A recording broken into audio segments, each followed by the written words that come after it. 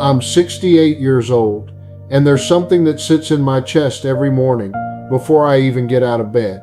It's the way I spoke to my mother when I still had time to make it right. I think about it most when the house is quiet, when the day hasn't started yet, when there's no noise to drown out memory.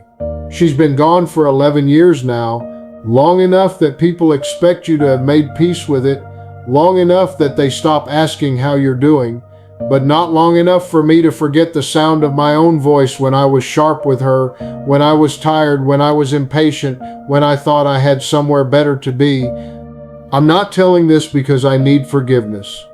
That window closed a long time ago. I'm telling it because I'm running out of years myself, and this truth hasn't gone anywhere. At this age, you become very aware of endings. Your body reminds you, your calendar does too. You start noticing how often you attend funerals instead of weddings. You look around and realize how many people are already missing, and you realize how final things really are. When I was younger, I didn't feel that. Not really. I understood death in theory, but not in my bones. I thought life was long, stretchy, forgiving. I thought time could always be rearranged later. My mother raised 3 of us mostly on her own. My father died when I was 14, a heart attack in the middle of the night. One day he was there, the next day he wasn't, and she was suddenly a widow with children who still needed rides, lunches, and money she didn't have. She worked at a small grocery store. Nothing glamorous, early mornings, late afternoons. She came home smelling like cardboard boxes and coffee. She was always tired, but she didn't complain much. At least not the way I understand complaining now. As a teenager, I thought she worried too much, asked too many questions, wanted to know where I was going, who I was with, when I'd be back. At the time, it felt suffocating, like she didn't trust me. I didn't understand then that worry was just love with nowhere to sit. In my 20s, I moved out, got married, started working long hours. I told myself I was building something, a career, a future, stability, all the things adults are supposed to chase. My mother would call in the evenings, not every day, just often enough that sometimes it felt like too much. "How was your day?" she'd ask. "Fine," I'd say, already distracted. "Are you eating properly?" "Yes, Mom. Did you hear about your cousin?" "No, Mom. I'm busy." Busy, that word did a lot of damage in my life. She wasn't calling to interrogate me. She was calling because the house got quiet after my siblings moved away, because the television only fills so much space, because she missed hearing a human voice that cared whether she existed that day. But I didn't hear it that way. I heard interruption. I heard obligation. Sometimes I answered kindly, sometimes I didn't. Sometimes my tone was sharp, clipped, annoyed. I'd sigh into the phone. I'd answer with half my attention. I'd rush her along.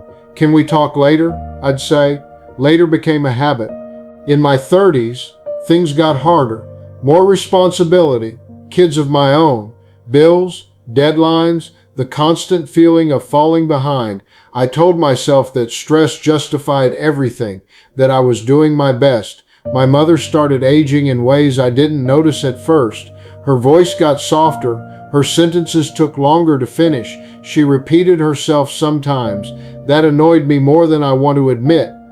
"You already told me that," I'd say. "I know," she'd reply quietly. Or sometimes she wouldn't say anything at all. I didn't see that as a warning sign. I saw it as inconvenience. She'd come over to help with the kids, fold laundry, sit at the kitchen table, and wait for someone to talk to her. I'd be moving around, checking my watch, thinking about everything I still had to do. "Mom, can you watch them for a bit?" I'd ask. Of course she would. She always did. But when she tried to tell me a story from her day, I often cut her off, or answered without looking at her, or told her we'd talk later. I don't remember ever yelling at her. That's what I used to tell myself, as if volume was the only thing that mattered. But tone counts, dismissiveness counts, absence counts. The damage didn't happen all at once. It happened in inches, in pauses, in conversations shortened, in calls not returned until the next day or the next week.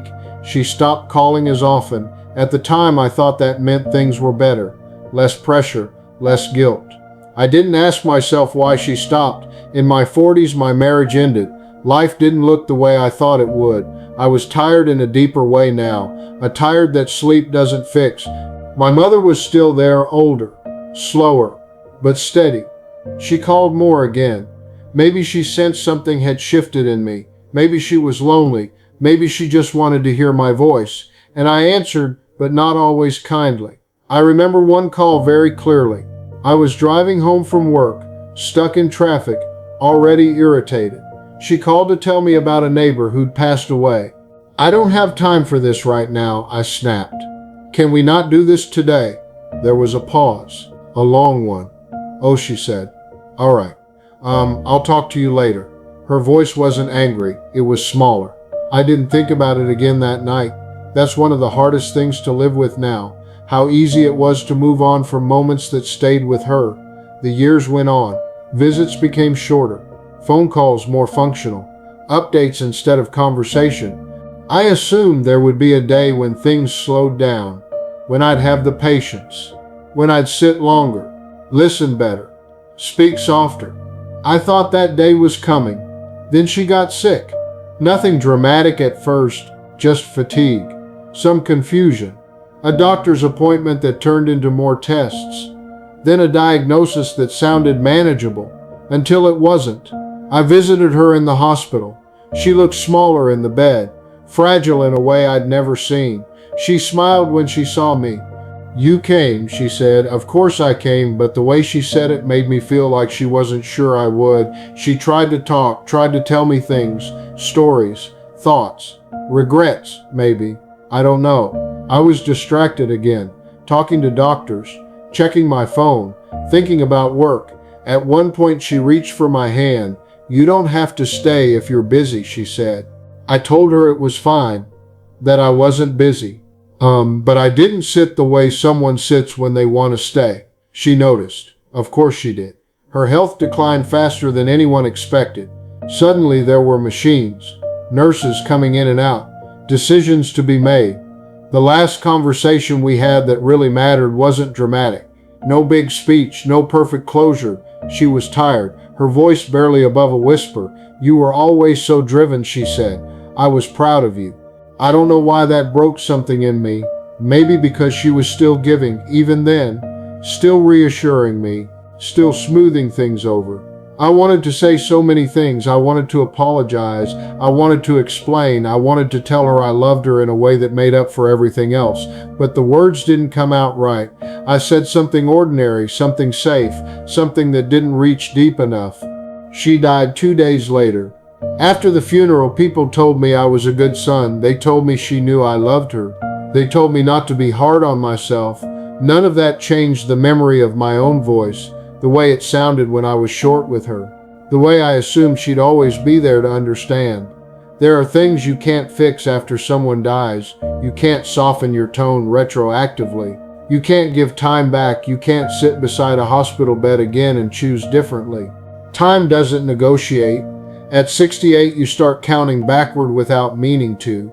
You realize how few conversations are left with anyone, how fragile every connection really is. I don't regret working hard. I don't regret building a life. I regret the moments I treated presence like a chore. I regret confusing love with obligation. I regret the way I spoke when kindness would have cost me nothing. If you're listening to this and your mother is still alive, I won't tell you what to do. I don't know your life. I don't know your circumstances. I only know this. The voice you use becomes part of the memory they carry, long after they forget the details. I thought my mother would remember the big things, the holidays, the milestones, the times I showed up. But what stayed with her, I think, were the small moments, the pauses, the sighs, the way I made her feel like she was in the way. If I could sit across from her now, I wouldn't give a speech. I wouldn't explain myself. I'd just listen fully, quietly, without checking the time. That chance is gone. What I have left is this awareness, this heaviness, this truth. I don't share it to scare anyone, just to name something real. Some regrets don't shout. They whisper. They follow you into old age. They sit beside you when the house gets quiet. I live with that now. If this meant something to you, if it stirred something you weren't expecting, maybe sit with it for a moment. You don't have to do anything dramatic. Just notice how you speak. It matters more than you think. As for me, I'm learning to be gentler with the time I have left. Not because it redeems the past. It doesn't. But because it's the only direction time moves now.